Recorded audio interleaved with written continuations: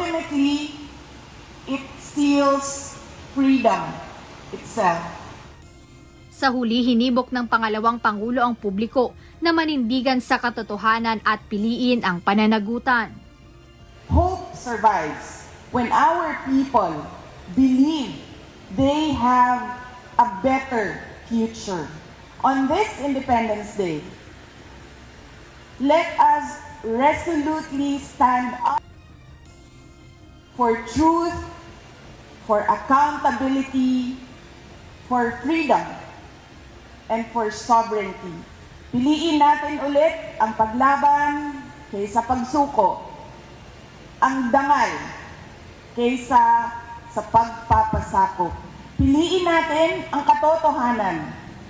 Piliin natin ang pananagutan. At higit sa lahat, piliin natin ang pag-asa.